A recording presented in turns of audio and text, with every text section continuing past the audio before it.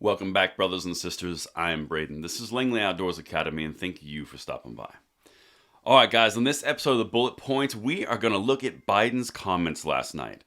Now, of course, you guys are fully aware of what's gone on in our nation in the past 24 hours, and the level of sadness and tragedy is extremely high. And that's why I'm going to cover for you the comments from the President of the United States around a national tragedy.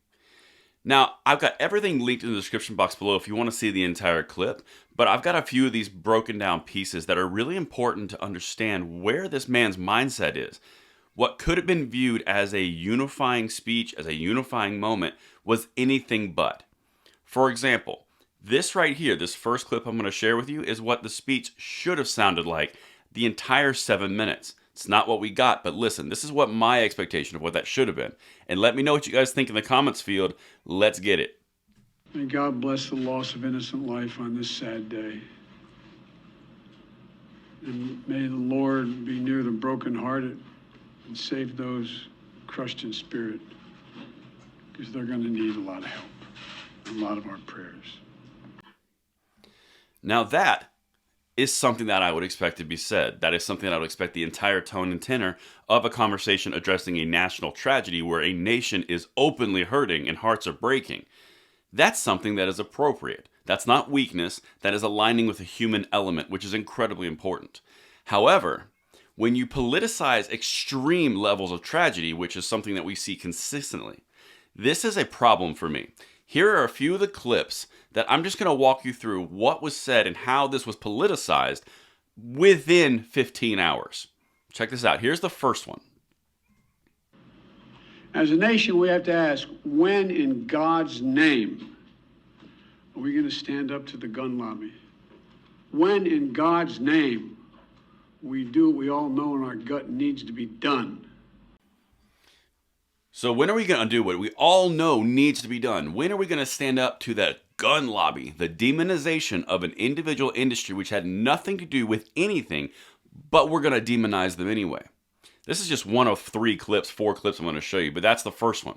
Here's the second one, and again, keep in mind what could have been achieved here, but division is the way we're going. Check this out. Work. I am sick and tired of it. We have to act. Okay? Sick and tired of it. It's the gun lobby's fault. We have to act. That is an illusion. That is alluding to future moves. Okay? We're going to talk about that another time. I don't like the politicization of tragedy. But let's keep going to this. Let's go to the third. I spent my career as a senator and a vice president working to pass common sense gun laws.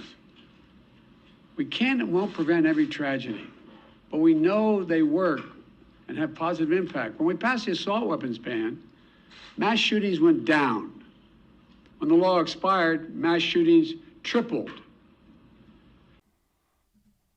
We can't stop everything, but we know they work. And then he cites some facts that are incorrect around his previous experience among the AWB.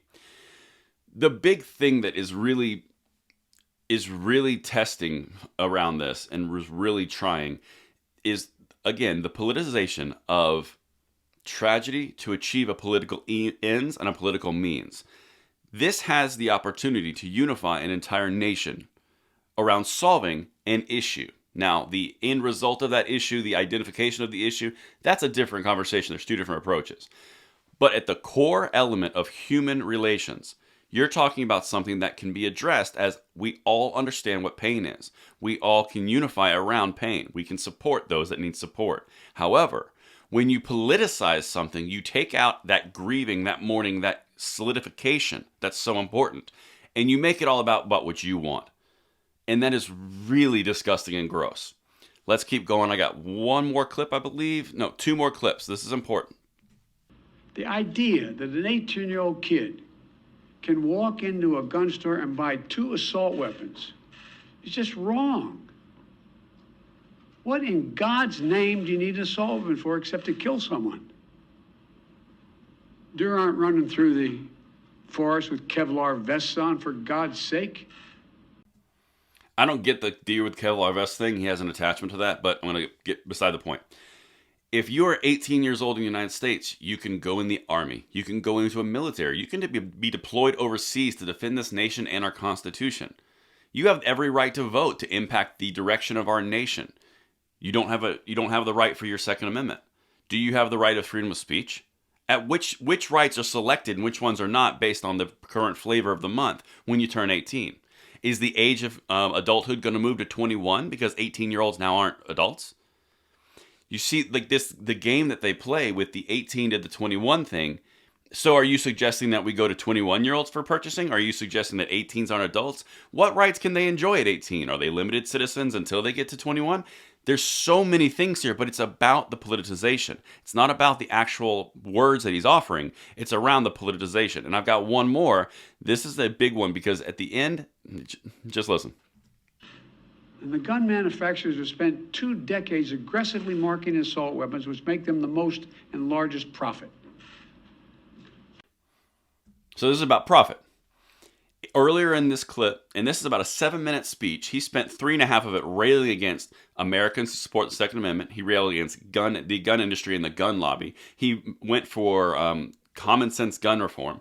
He listed AWBs that he's done previously.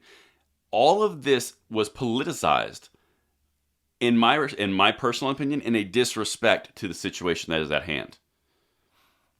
When you politicize something like this and you make it around, I'm going to get my way, and if I can't, I'm going to use it as a political weapon and a political cudgel to further my agenda going forward, you're, in my opinion, I can't even go down that road. That is gross. That is disgusting. And when you have an opportunity to unify and you go for division, that's a you problem, boo. That's not us. And that's what I've got for you guys. This is going to be a thing. Make sure you subscribe and you come back on because we'll give you updates as fast as I can. But this is going to be a thing. Let me know what you guys think in the comments below, and I'll see you at the 9 p.m. segment. I'm Braden. See you later.